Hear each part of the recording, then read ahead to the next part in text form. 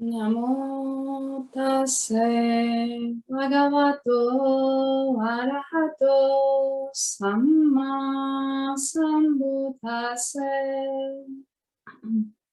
Namo tassa bhagavato arahato samma sambuddhassa. Namo tassa bhagavato arahato samma sambuddhassa. Buddham saranam gacchami. Dhammam saranam gacchami. Sangham saranam gacchami.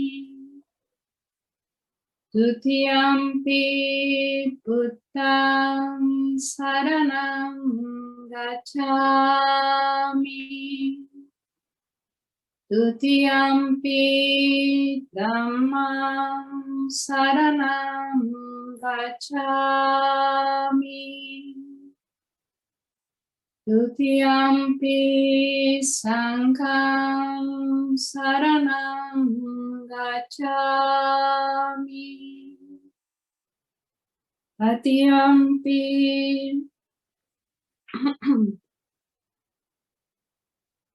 panatipata veramani sikkhapadam samadhiyami. Adinādana veramani sikkhapadam samadhiyami. Kāmesu micchāchāra veramani sikkhapadam samadhiyami. Musavada veramani sikkhapadam samadhiyami. Surameraya majjapamadattana veramani sikkhapadam samadhiyami.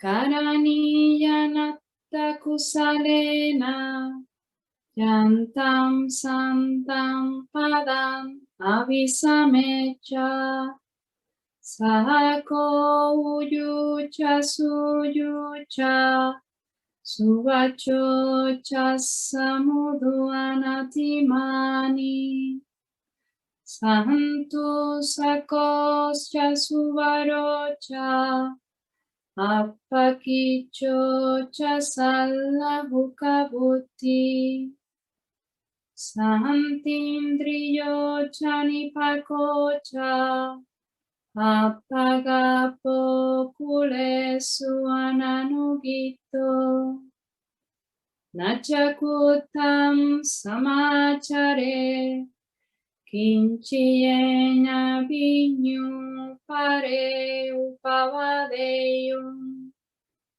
sukhino vakemino hontu satte satta bhavantu sukhitatta ye kechipana bhutati tasavata varava anavasesa Tigavaye mahantava majimarasakanukatura Ditavaye vahatita ye chadure vasanti avidure Bhutava sambhave siva Sattve satta bhavantu sukhitatta. Naparo paranikutpeta. Nati manyeta katta shinam kanchi. Vyaharo sanapatigasanya. Nanyamanya sadukanicheya. Mahatayata niyam puttam. Ayusa eka puttam anurake. Evam pisatpabhutesu. Manasam bhavaye aparimanam. Mehetancha satpalokasmin. Manasam bhavaye aparimanam. Udhanado chatiriyancha. Asambadam naveram asapattam. Titam charam nisinova. Sayano vayavata saviyatamito. Etam satim aditeya. Brahmanetam viharam idamahu. Vitincha nupagama silava. Dasanena sampanno. Kame suvineya gedam. Najiyatu gapaseyam. Punareti.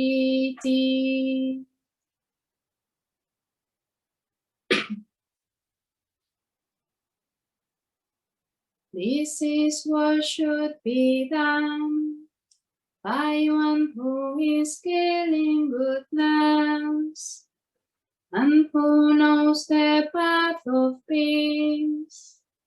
Let them be able and upright, straightforward and gentleness speech, humble and not conceited, content and uneasily satisfied, unburdened with duties, and frugal in their ways, peaceful and calm and wise and skillful, not proud and demanding in nature.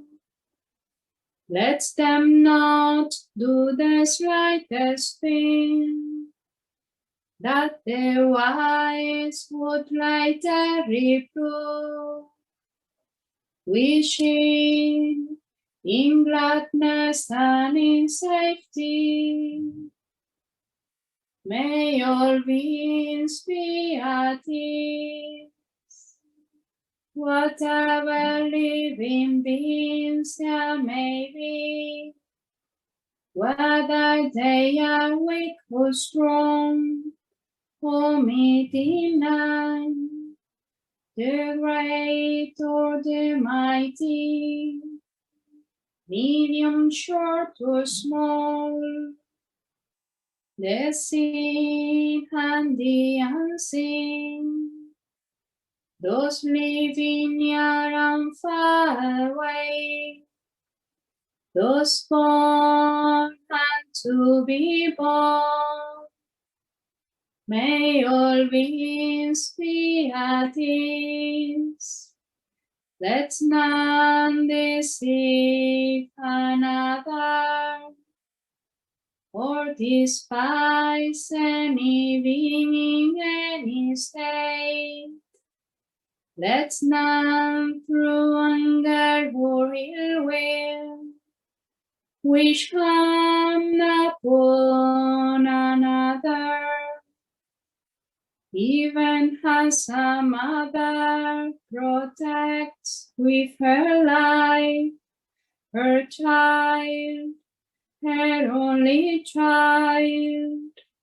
So with a boundless heart, should one cherish all living beings, radiating kindness over the entire world, spreading upwards to the skies and downwards to the depths, outwards and unbounded, free from hatred and ill will, whether standing or walking, seated or lying down, free from drowsiness.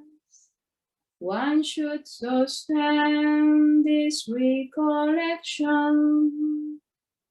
This is said to be the sublime abiding, by not holding to fixed views, the pure-hearted one, having clarity of vision, being free from all sense desires, is not born again into this world.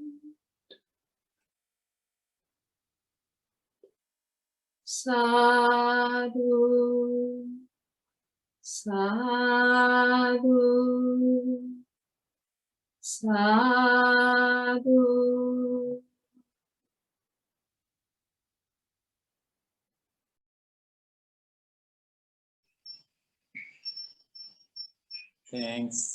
Thanks for this beautiful chanting that you are doing from Spain, dear Veronica. And yesterday chanting done by Claudia from Berlin, and tomorrow hopefully Hagi from Japan. And chanting, it touches our hearts.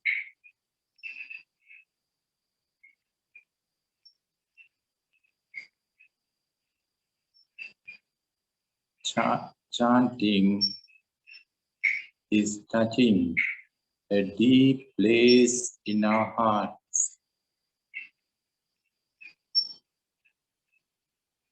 Let us be with our hearts.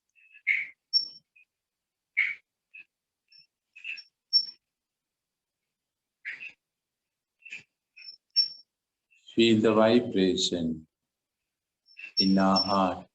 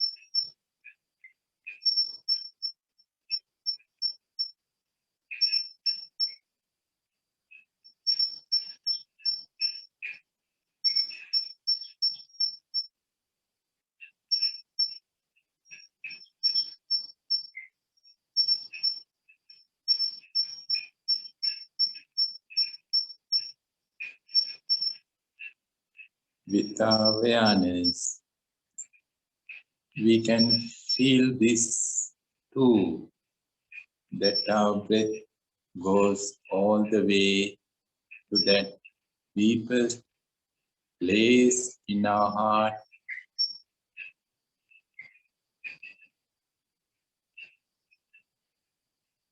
Let the breath touch as deep as possible.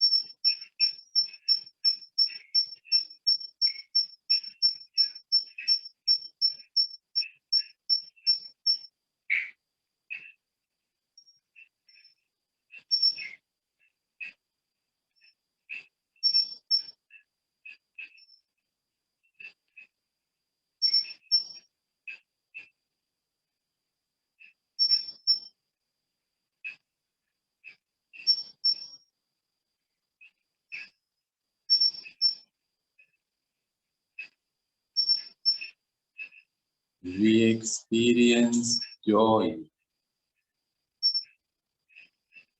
when the heart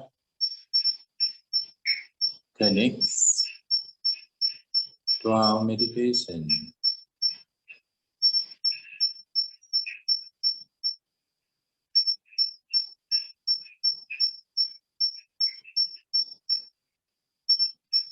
Feel joy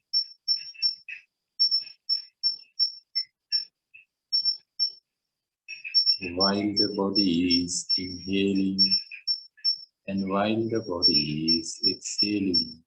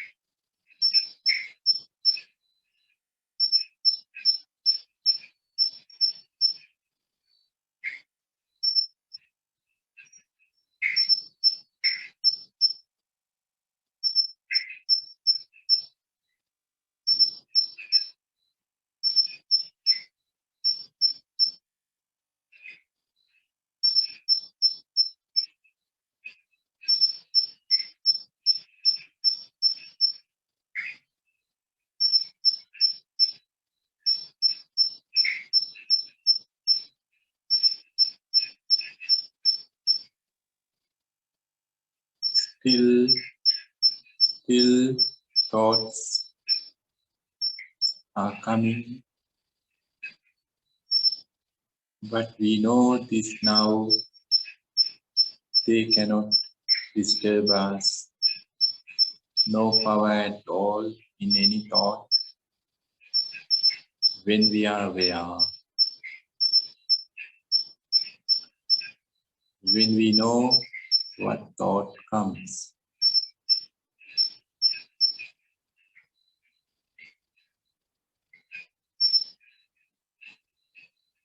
With this understanding, we are peaceful with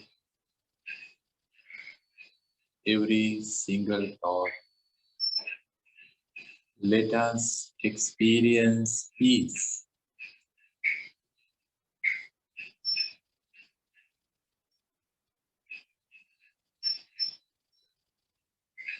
Whilst inhaling and exhaling.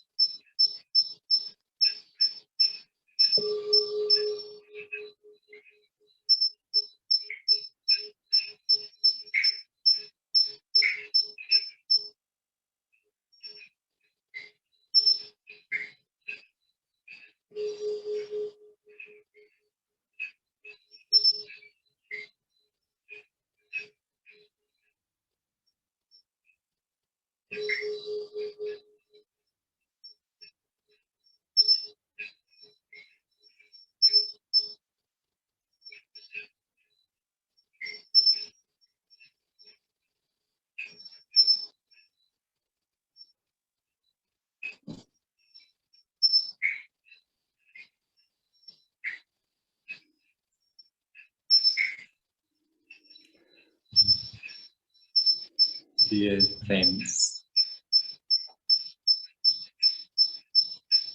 it is easier to be aware when we are in silence.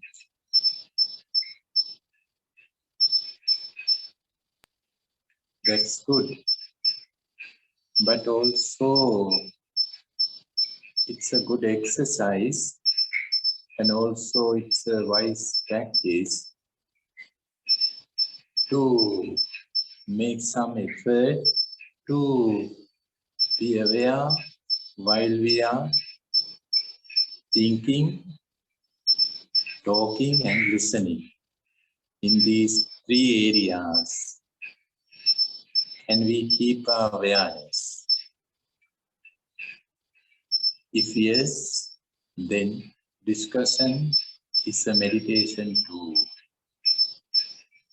And only with awareness we can go deeper into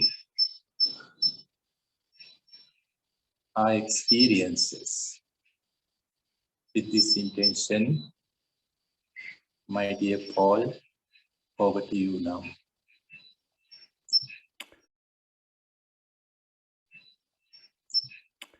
Thank you, Upul.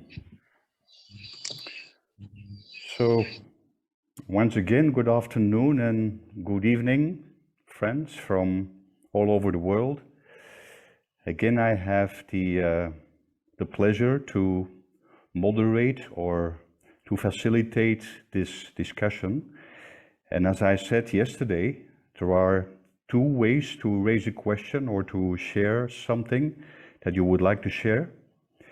The first is you see the chat box at the bottom of your screen. You click on the icon and you can write your question there and send it to me. My name is Paul, P-A-U-L, Paul van Hooijdonk.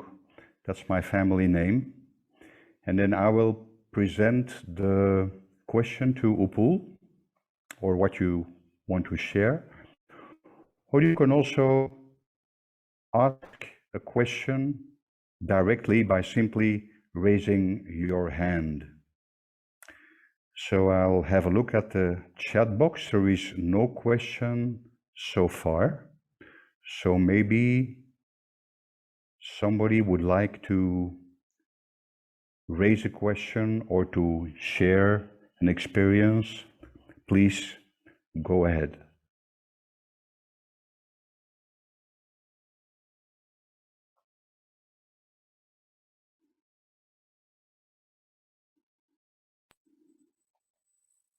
Hi, I would like to ask something to Upul. Mark, can you speak a little louder, please? Maybe into your microphone, if that is possible.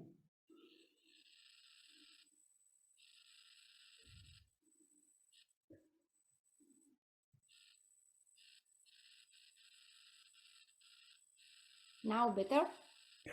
Little. Maybe you can bring the microphone close to your mouth. Then you are muted at the moment.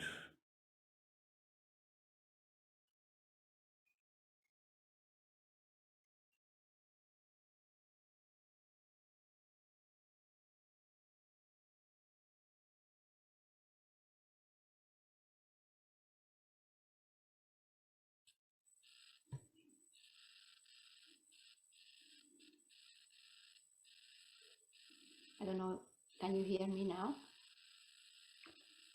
No? Well, I can hear you. It's not very loud, but I'll do my best.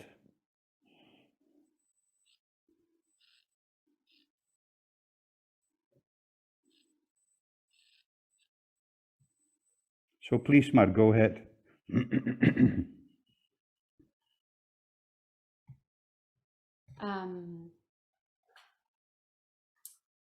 There is something that Upul said during the previous meditation. He said that the problem is not the thought, the problem is not the mind, the problem is the unawareness. So he said, let us this beautiful experience of observe with the mind, no? What is behind? So I would like to Upul explains. So if he can please explain us or say what is this that is observing when we are observing these thoughts that they come when we are reacting, where in situations that maybe we cannot deal with. So who is this? What is behind of this that allow us to observe it, no? Or not observe when we are reacting, no? So what is behind of this? I don't know if you could hear me properly. I have a problem with the... Okay, I will repeat your question and then you can see if I understood you well. So you said, Upul said the problem is not the mind, the problem is the unawareness. So let us observe the mind. But what is observing the thoughts? What is observing reactions? Who or what is behind the observing? Did I understand you correctly? Yes. Okay, thank you. So, Upul, we are listening to you.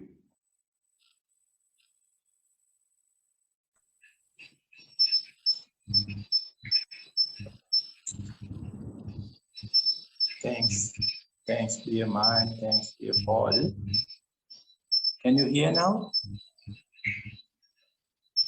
Yes. Good. Yeah, Well, I can hear you well. Oh, thanks. Well, thoughts, they are always there. They always come to the mind as sounds. Sounds come to our ears, always. Likewise, thoughts come to the mind. And we know this, that sounds are external objects. They are coming from outside. And thoughts, they come from our past experiences. Whatever thought is here, it comes from our past experience. That means at least for one time in our life, we have thought about it. Therefore, there are no brand new thoughts. All thoughts are second-hand. So they are coming from our past experiences. And what happens to the mind, or what happens to us when we are having thoughts, that we simply forget about this reality. It's just a memory. A thought means a memory. We remember something. That's all. When we say a thought, it's a big word. Actually, there are no thoughts. Only we remembering things. We are remembering. That's all. Otherwise, it is just a noun. A thought is a noun. But actually, there are no nouns in our mind. The mind is just remembering about what we have done in the past. That's all. The mind cannot remember anything else, or mind cannot think about anything else except what we have done in the past. That's all. But if you are not aware, then what happens to us is we think that that incident which happened in the past is re-happening. We think that we are inside of that incident, and we think it is happening right now. If it is pleasant, then we are happy. If it is unpleasant, we are unhappy, then we react to it. As Mark said, we are reacting to that past memories as something which is really happening right now. But nothing is happening here right now. Only remembering. Only remembering. Nothing is happening. But if the awareness is not here, then we think something is happening. Somebody is here. Actually, nobody is here. Only a memory. So we take it so seriously and we react. And it goes on and on, on and on.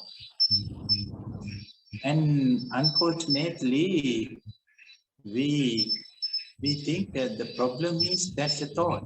If that thought doesn't arise, then no reaction. We are not suffering. We think that the problem, the cause is that thought.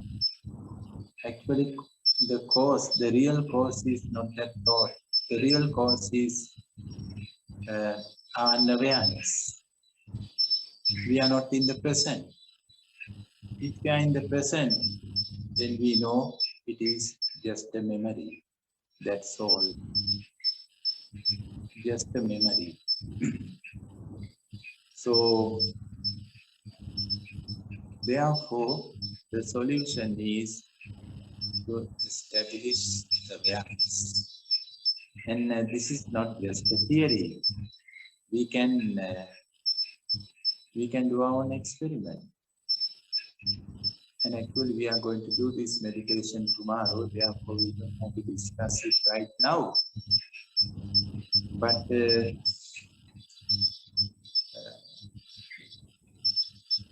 we are not aware, thoughts are powerful. Like, I can say it like in this way. When the darkness is here, shadows are so powerful. When the light is not here, shadows are so powerful. So thoughts are just like shadows which come from the past. It's a shadow of past experiences.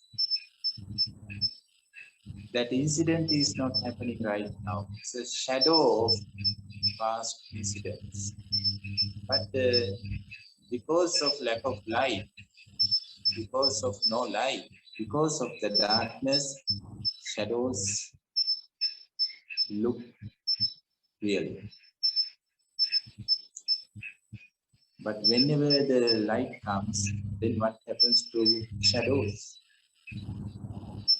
So without bringing the light into this dark mind, what we do is we react to shadows, we fight with shadows, we try to destroy shadows. What kind of fight we can do with shadows? Can we fight with the shadow? What a stupid idea. It makes us tired. So no fight with thoughts. They are innocent. Each shadow is so innocent. No power at all. No power in any shadow. So what we have to do is just to bring the light of awareness. Then what happens to shadows? They are not there. They are disappearing. The both cannot live together, the darkness, dark shadows, and the light. So this is the simple solution. And what is behind? Well, nothing is behind. Nothing is behind. But somehow the mind needs some identification. This is one of the main and basic needs of the mind. There are more needs, psychological needs. One of the very powerful and deep needs, psychological need, is identification. So when the awareness is not there, the mind is identifying itself with thoughts and with emotions, with everything. Therefore, the mind thinks that it is angry. I am angry. I am confused. I am sad. So that's the way mind is identifying itself with whatever it is experiencing. When the awareness is there, actually no identification, no need. The awareness doesn't need any identification.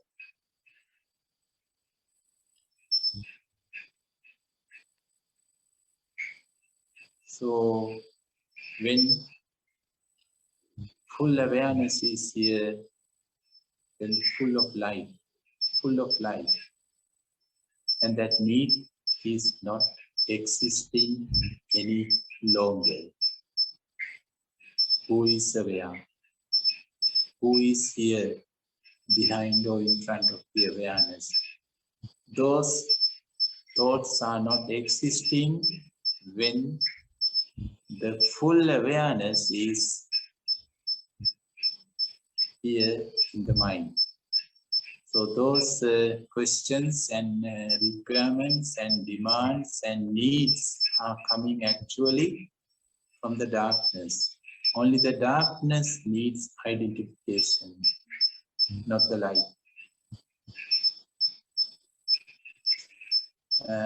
That's all what I can say. Okay, thank you, Upul.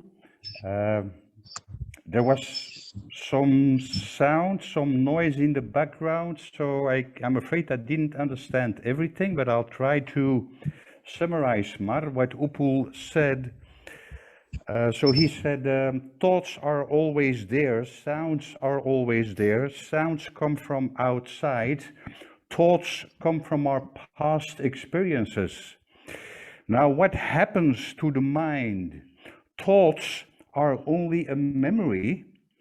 We remember things, that's all. The mind can only remember what happened in the past. But nothing is happening right now.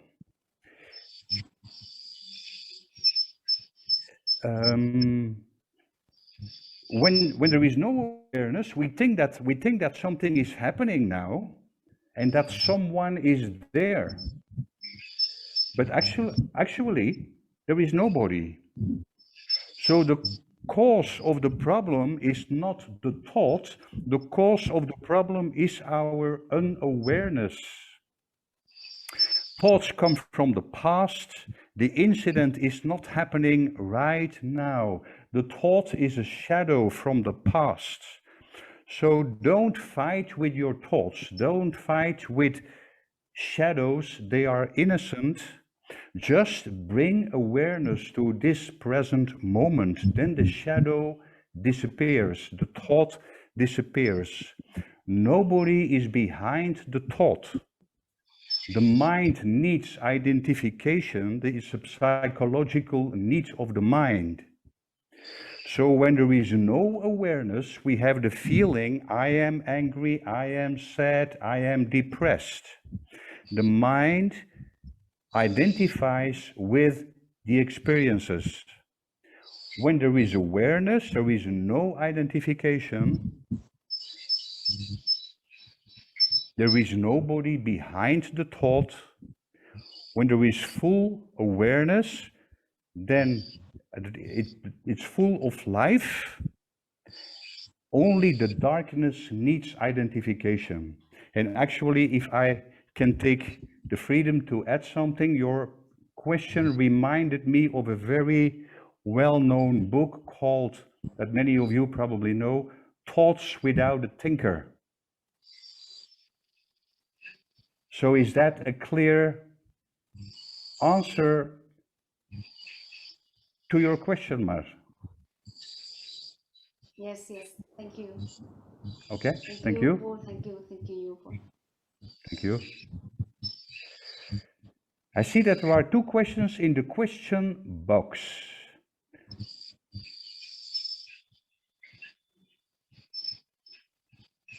Okay. Maybe there is something wrong with my computer. Somebody suggests. Actually, no, nothing is wrong with my computer, but the participants seem to understand each other well, so I'm happy. There is a question from Claudia. Dear Upul, I understand when the mind wanders, I can use the breath as an anchor to come back to the present moment. I also understand there's no need to identify with thoughts, sensations, and emotions. But what if the present moment is full of sadness and difficult to bear? So basically, Upul, the question is, Claudia asks, she understands that the mind wanders and she can use the breath as an anchor to come back to this present moment. She also understands that there's no need to identify herself with thoughts, sensations, and emotions, but what if the present moment is full of sadness and difficult to bear? That is a question. So, Upul, I give the word to you. Thanks, Paul. Well, understanding has different levels. In the beginning, we can understand things verbally, and then intellectually, then experiential level, and finally with the insights. Therefore, whenever we say we understood, that means either we understood literally or intellectually, or maybe with some experiences, or finally with insights, with wisdom. If we did not understand things wisely, then of course we don't have full awareness. Therefore, some reactions can happen unconsciously. Unconsciously means we think we do not react to something, but actually that we react, but we are not aware about it. Our awareness is not subtle to see those subtle reactions. So what we can do is we can pay our full attention on that feeling, that sadness. We can pay our full attention on the sadness. Actually, if it is difficult to bear, it's okay. No need to try to bear it. No need. Why we have to bear? No need. Just try to pay attention on it. And if we cannot bear it, please, we have to accept our limits. This is so important, to accept our limits and respect to our limits. We are not enlightened beings. Therefore, we cannot bear everything up to 100%. No, we have our own borders. So we have to respect our borders. We have to accept our borders. Yes, I cannot bear. That's okay. That's okay. Can we say okay? And then we can pay our attention on that feeling. If it is sadness, we can. And again, we can accept. Acceptance means we do not expect something else from this moment. If we expect something else from this moment, then it's a problem. Or if we expect peacefulness, but instead of peacefulness, now sadness is. If we expect happiness, but happiness is not here, something else is here. Then it goes against our expectations.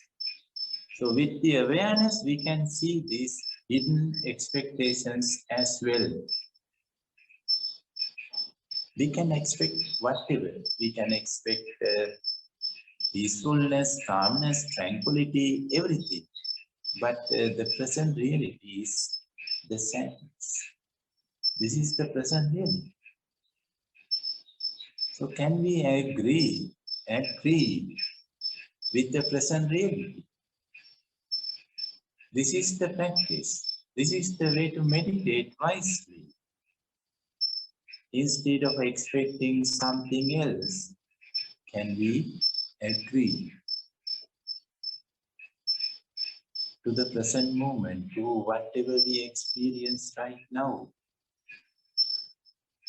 By being agree, not angry, by being agree, we can be peaceful, whatever. We can be peaceful with the sadness. No duality. We do not create dualities. Sadness is there. I don't want the sadness. I need something else. So always we create those opposites. So this is the way we lose peace, peacefulness. By being angry, we can be peaceful with the sadness. Still sadness is there, but now we are peaceful with it. And we are not reacting, we are not resisting. So reactions and resistance are the nutritions for all kinds of negative feelings and emotions. They are nutritions. Now we are not feeding. In this way, we are not feeding to whatever we experience. We are not energizing, we are not empowering them by rejecting or resisting.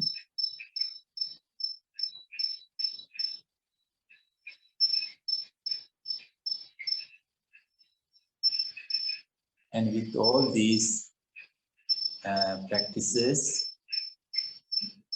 we can create a room for ourselves.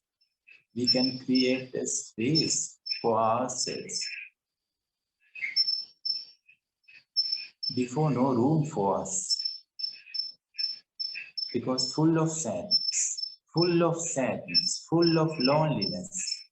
That means the sadness is occupied fully inside of us, in the mind. No place for us at all. But by accepting, by being agree, we can create a space for us.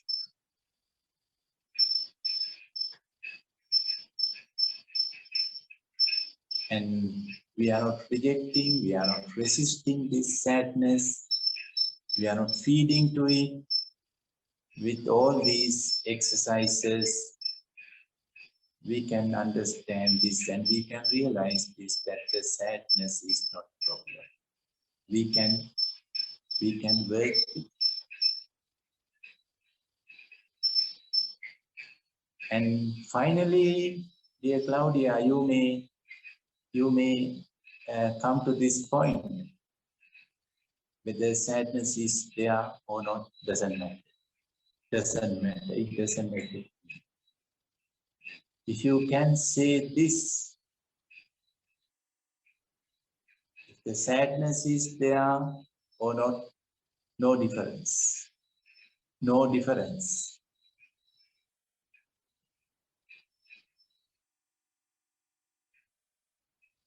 Then you are not affected by the sadness. Thanks. Thank you, Upul. Okay, Claudia, I will try to summarize what Upul has just said. He said understanding has different levels. So first intellectual and then experiential, and then the level of insight, which means with wisdom. So your question was, how do we deal with difficult emotions, basically? So Upul said we can pay our full attention on the sadness. If we cannot bear it, if it's too much, we can accept our own limits. We can accept our borders. We can say, okay, this is too much, I cannot bear it. So acceptance means we do not expect something else from this moment. So when there is sadness, there is sadness.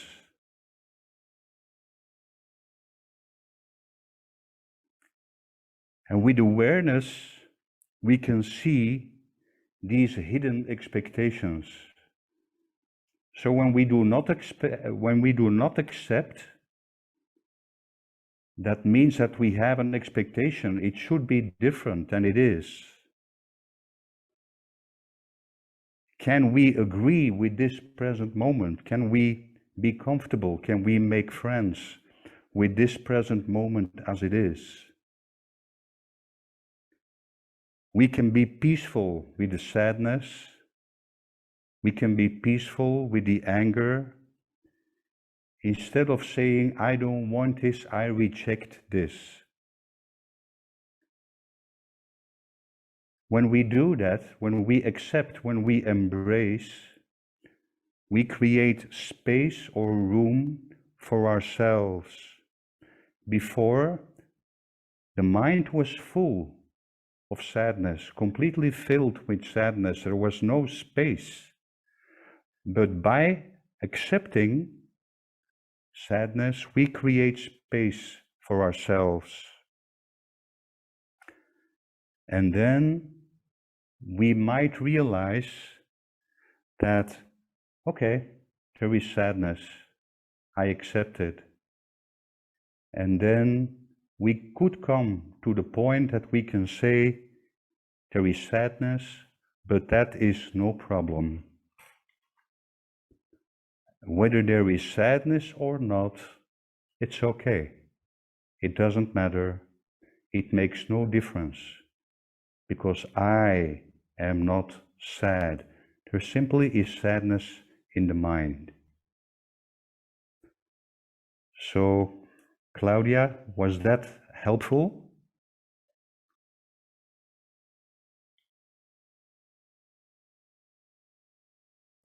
Yeah, was helpful. Sounds like some work I have to do, but it's good. Thank you, Paul. Thank you, Paul. Thank you, Claudia.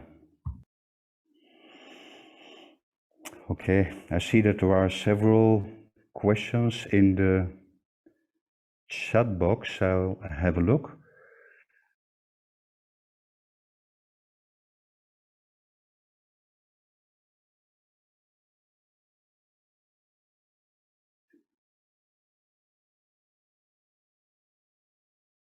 Okay, it seems that some people have difficulty with understanding each other, just like myself. So I want to ask if it's possible to speak loud enough and maybe close to the microphone. That would be helpful for many of the participants. That is, 3 people have mentioned this here in the chat box.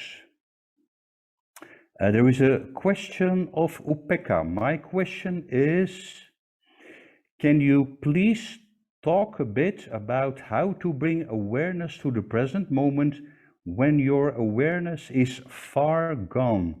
So Upul, when your awareness is far gone, how to bring awareness to this present moment, how to bring it back? That's basically Upeka's question.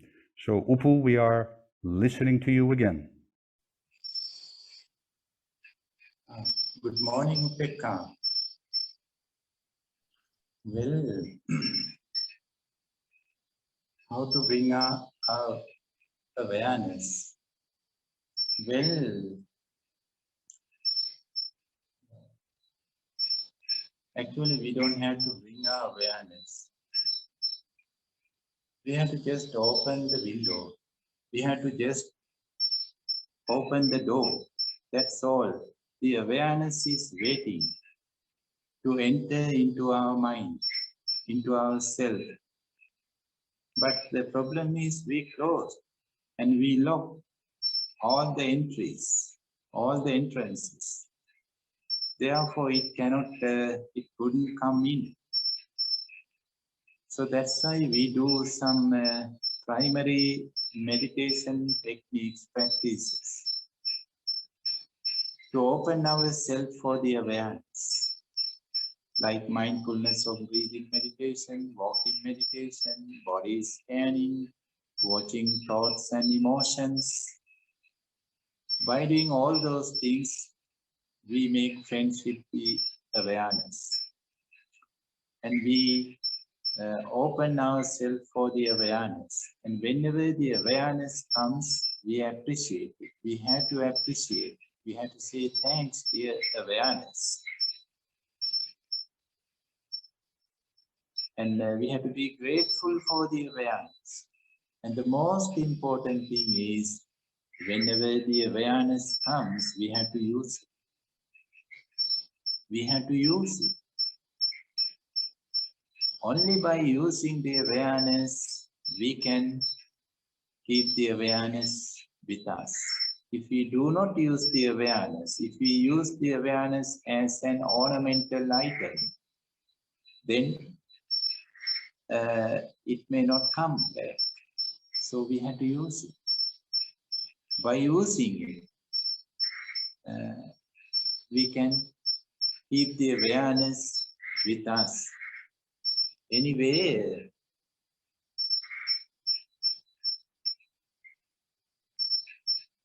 the simple technique is just take a deep breath. Just take a deep breath. Or just walk. Just walk. Whenever you feel that no awareness, you have to bring the awareness back to here. Either do a deep breathing or just walk. Just walk. And feel the ground. Feel the ground. This is important. Because when the awareness is not here, we are not grounded. We are not living on this earth. We are living in the castles in the air. Whenever the awareness is not here, we are living in fantasies. So that's why the walking meditation is so practical and so helpful to bring us down to the earth. So touch the ground, touch the earth with your feet and walk for a couple of steps, and easily you can regain the awareness.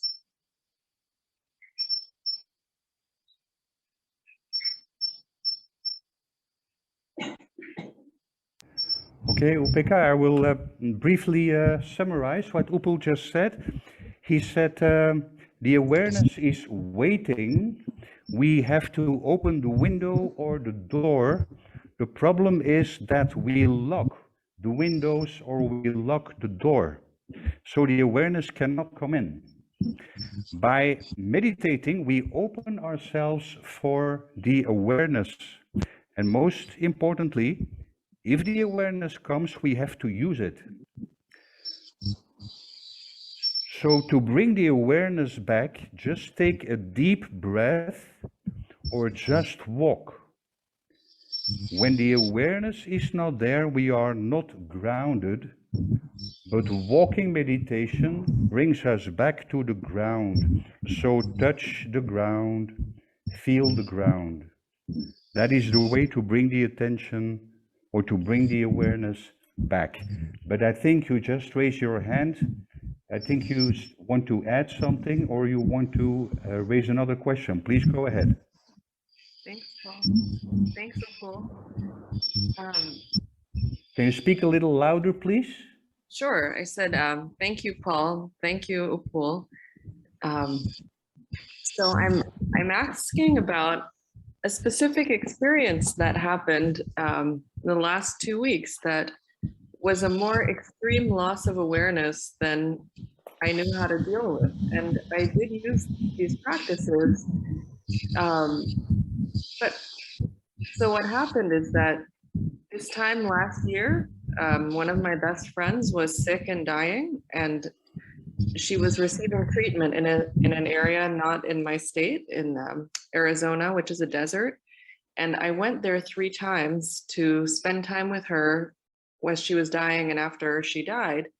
And that was my only experience looking at that desert landscape. And then my in-laws organized a trip to the desert, and I didn't realize until I got there that when I saw the landscape, I was just gone. And for about 10 days, I was having this very strong, like involuntary reaction of just crying and stuff, like several times a day in response to seeing this environment. And I was doing my best to open the door for awareness and continue the practices, but it was such a strong kind of like an involuntary loss of consciousness. There was so much similarity. For example, the bedroom of the resort that I was staying in was laid out exactly like the bedroom of her hospice. And the view from the window was also exactly very, very similar, and everything was triggering, and I couldn't turn it around until eventually I left. And it still took about 1 week after that to calm down. And so I was just very confused by this experience. I've never had such a strong loss of awareness that lasted that long. And awareness did come when I was after doing the meditation practices, and I did a lot of walking, but I just felt very confused by it and wondered if there's some other ways for like extreme cases of this kind of loss of awareness. Okay, thank you very much, Upika, for sharing this experience. So very briefly, you had a good friend that died in the desert of Arizona. You went to visit her a couple of times, 3 times, and simply by being in this environment, the confrontation with this desert,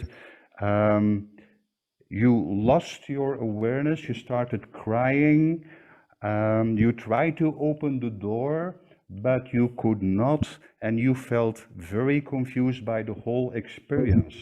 Did I summarize that correctly? Yeah, I tried to open the door several times a day, every day for 10 days, and it wasn't really opening as much as I would have liked it to open. Okay. Thank you very much. So Upul, Yeah. Thanks, Upika, and thanks, Paul. Well, yeah, sometimes some experiences are so powerful. So then what we can do, either we can wait and wait to regain the power of awareness. So we can wait. This is the first option. And the second option is we better to talk to a person, a wise person, or person who can understand the situation correctly. So that is the best and simple solution whenever we are encountering such an experience which we cannot face fully by ourselves. We better to share our experience with the right person.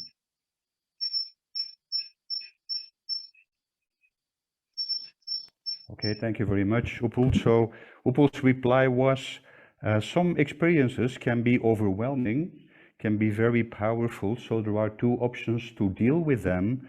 The first option is to simply wait, to take time, and the second option is to talk to a wise person.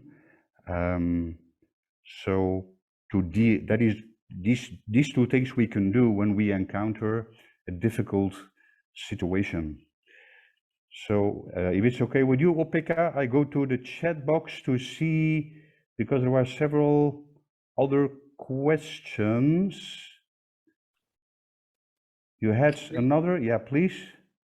What if a wise person is not available? Can you just talk to yourself, or do you write, or do you,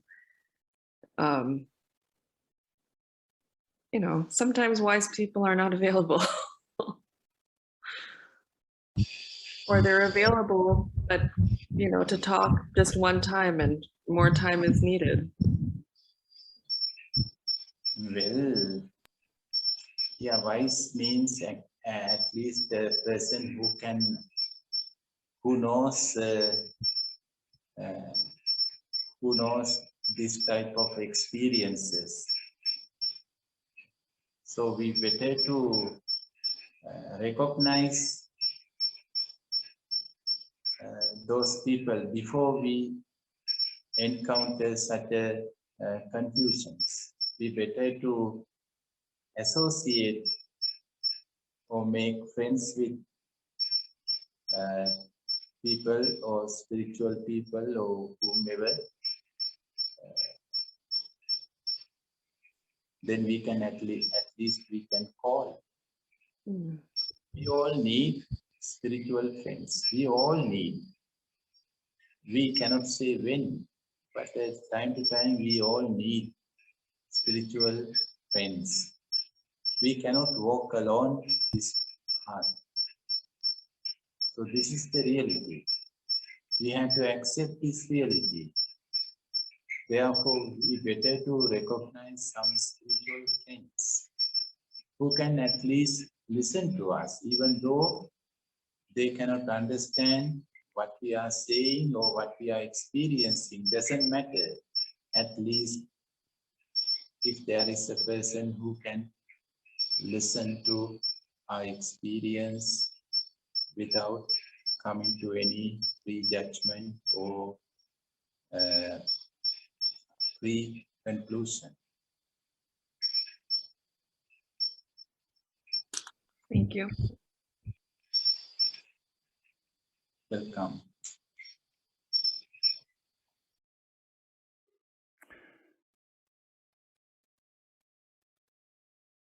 There are several questions. I read a question of Gitte. How come the mind makes things so complicated and creates problems? Is it perhaps somehow wired to be aware of potential danger, or does it simply prefer staying busy instead of peaceful? So the question of Gitte is, how does it come that the mind makes things so complicated and that the mind creates problems? Is it wired to be aware of potential danger, or does it simply prefer staying busy instead of peaceful? That is a question. Upul, we are listening to you. Well, dear Gita,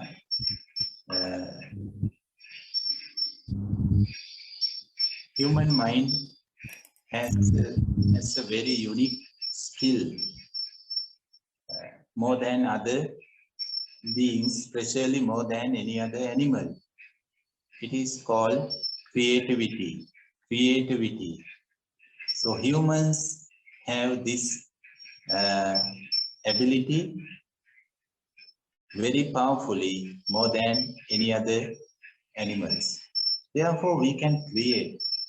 So we are creating. Everything we can create. And unfortunately, the mind itself doesn't know its own limit, where we had to stop our creations. So we go beyond the limit, and then we create complications. We are misabusing and misusing this beautiful skill. Really, the mind is misabusing and misusing this unique ability.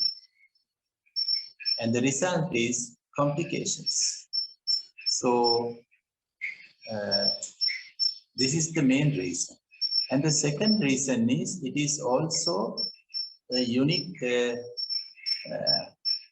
I can't say quality, but the unique nature of human mind, the dissatisfactoriness.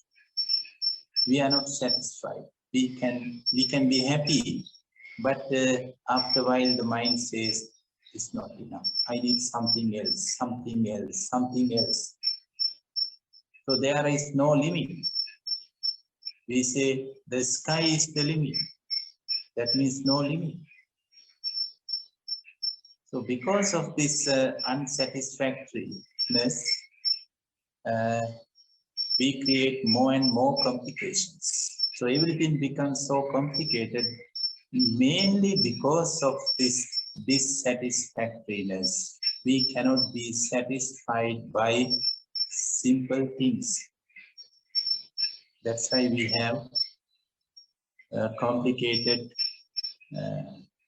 food habits and food culture and garments, clothes, and entertainments. See how many complicated entertainments we need to enjoy our life.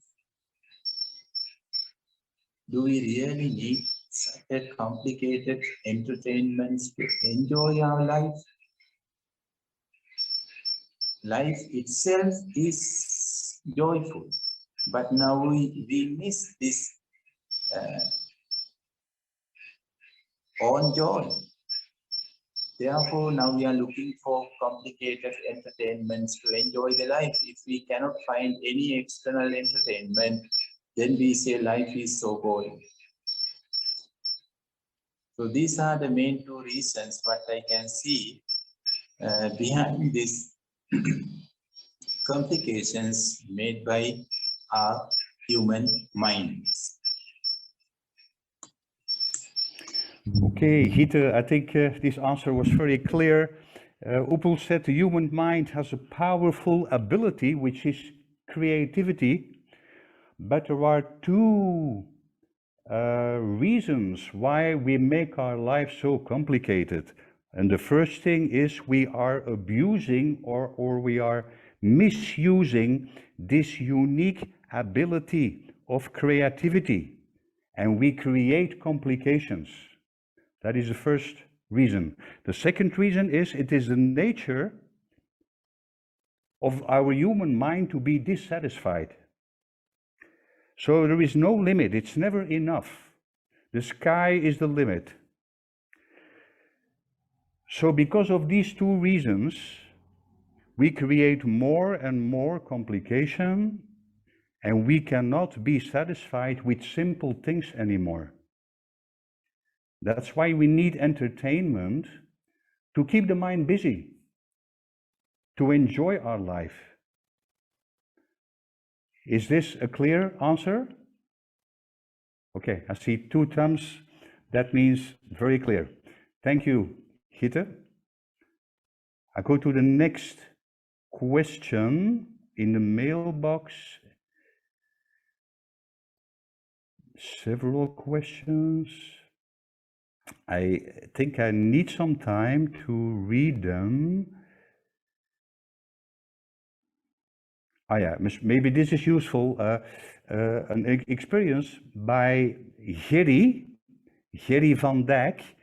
She comes back to the previous question about coming back to this present moment or bringing the awareness back to this present moment.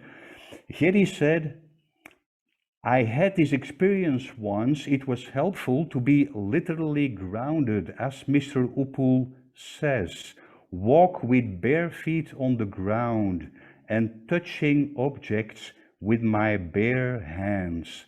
So that is something that Gerry did to bring the awareness back to this present moment. So maybe, Upeka, this can be a useful suggestion.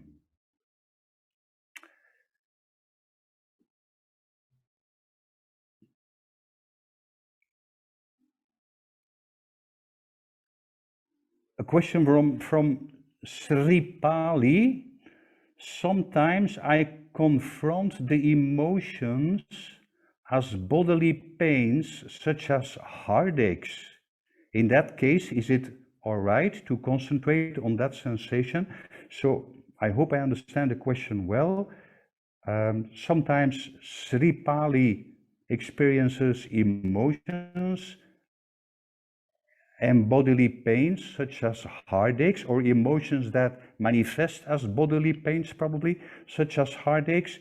So in that case, is it all right to concentrate on that sensation?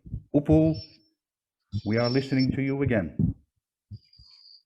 Thanks, Paul. First, thanks, dear Jerry, for sharing your beautiful experience with all of us. It is so powerful. And dear Sripali, well, sometimes actually we do not have to pay our attention on always painful experiences. No need. It is good to pay our attention on whatever we experience for a while, but the experience is going on and on. The experience is going on and on. Then time to time we can withdraw our attention and direct somewhere else. That is also important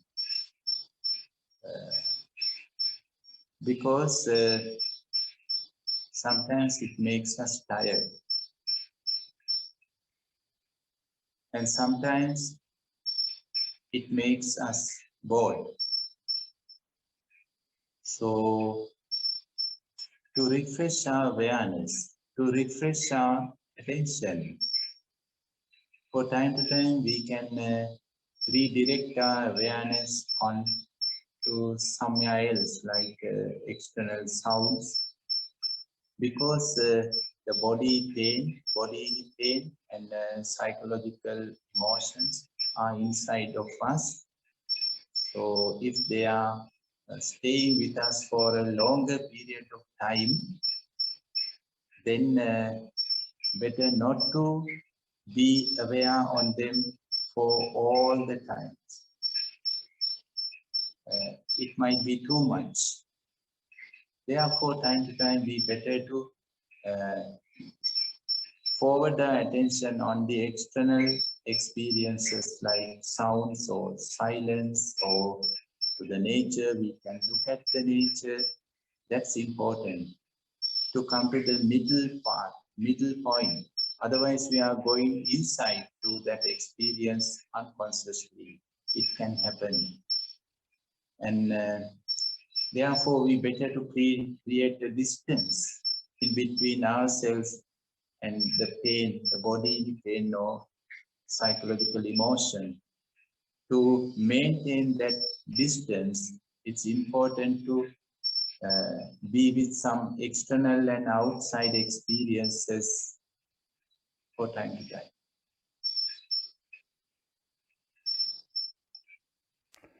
Thank you, Pool. So, Sripali, we do not have to pay our attention on all those painful experiences, because they don't stop, they go on and on and on.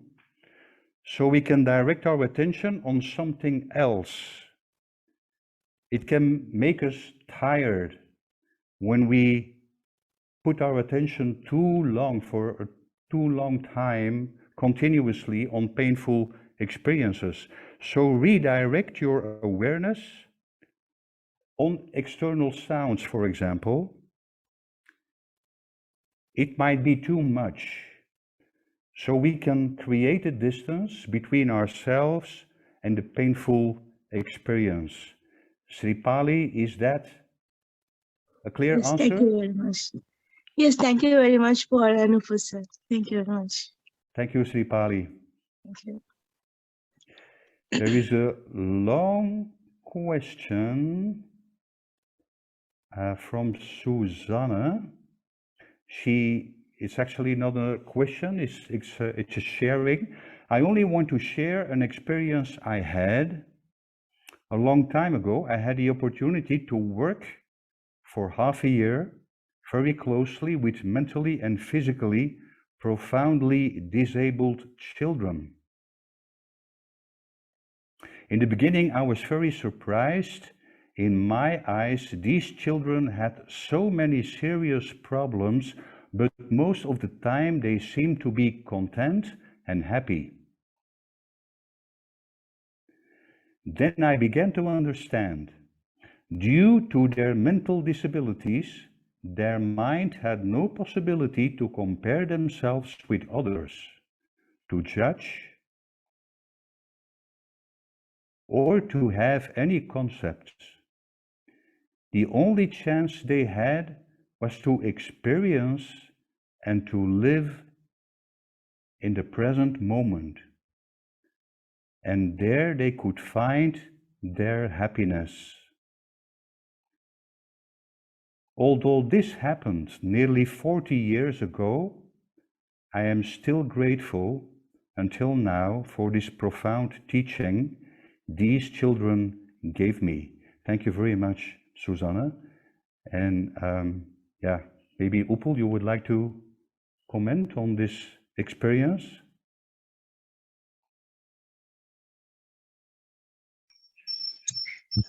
The experience has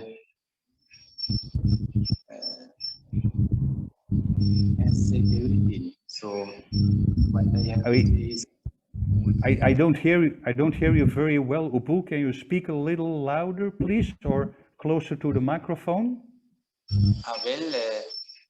That comment, that experience, what Susanna has told is perfect. It's wonderful. So nothing to add. Thank you very much, dear Susanna, for sharing these beautiful insights with all of us.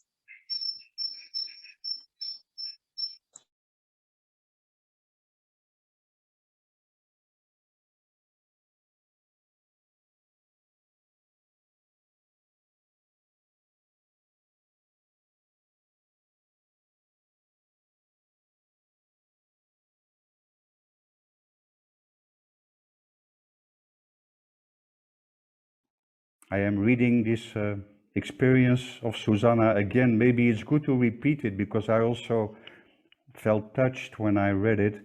So Susanna wrote, I only want to share an experience I had a long time ago. I had the opportunity to work for half a year very closely with mentally and physically profoundly disabled children. In the beginning, I was very surprised. In my eyes, these children had so many serious problems, but most of the time, they seemed to be content and happy. Then I began to understand, due to their mental disabilities, their mind had no possibility to compare themselves with others, to judge, or to have any concepts. The only chance they had was to experience and to live in the present moment and there they could find their happiness.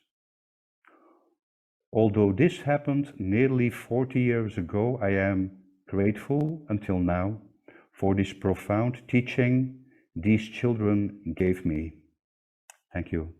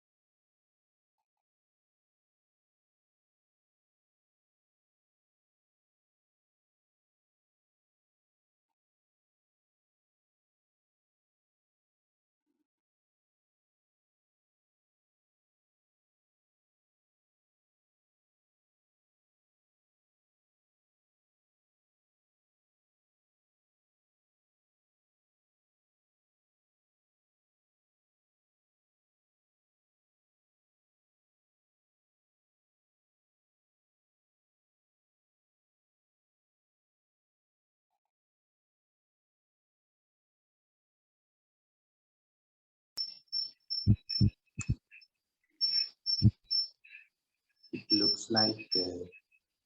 looks like questions are over.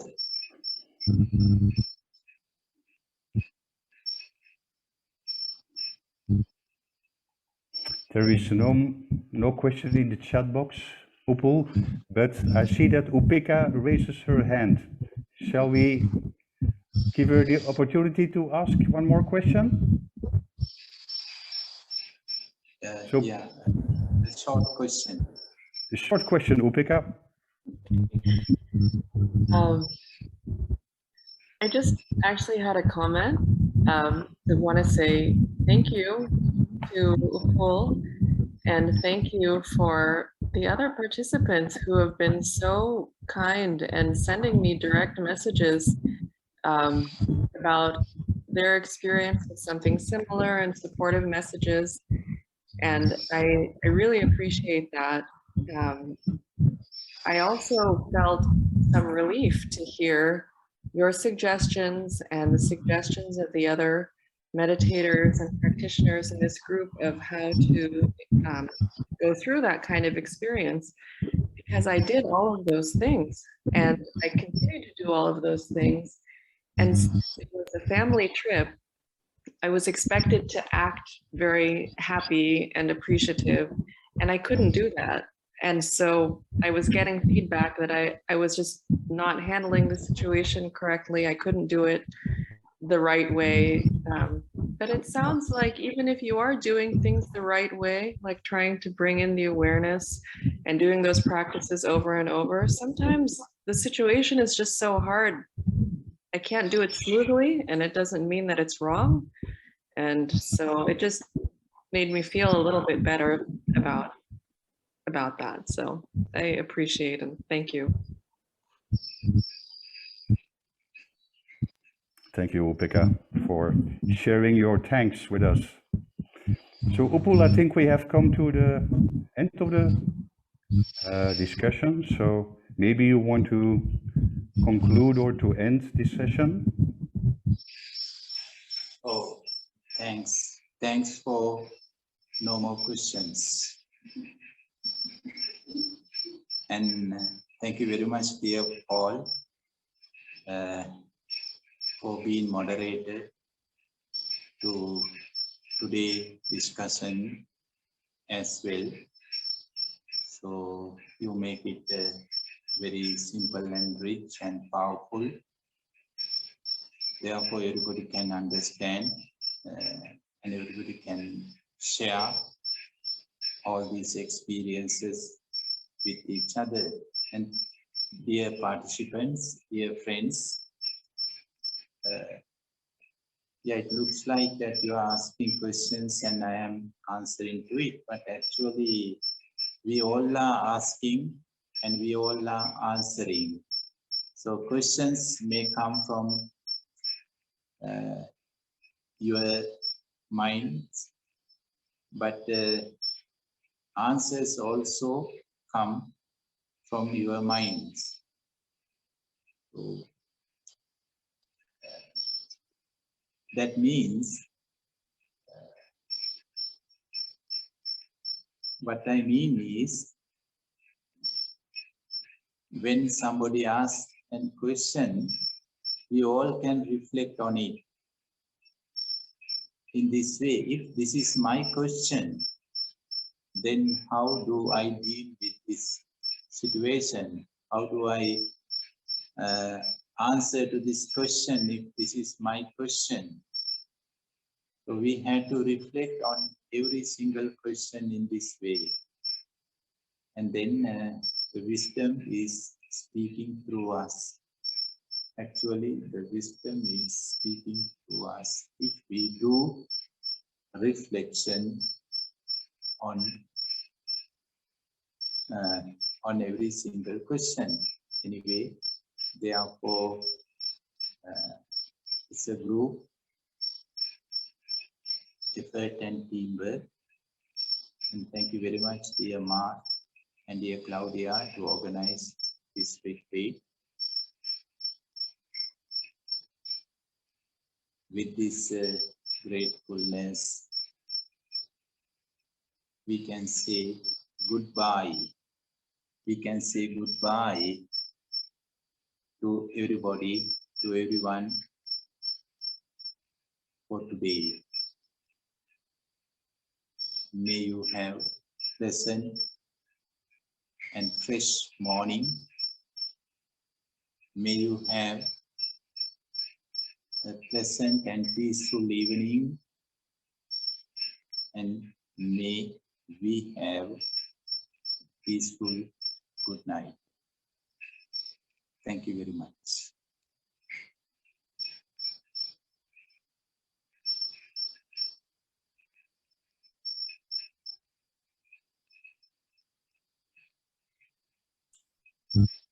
Tedwan Saranay, sir.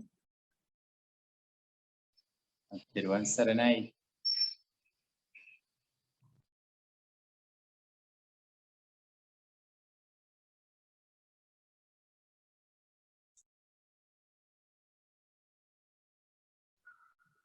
Tedwan Saranay, sir.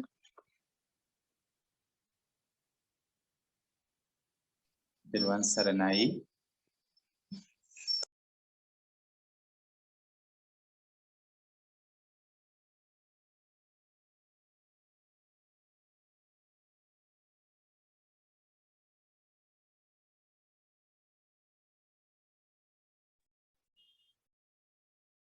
Blessings of triple gem to all of you.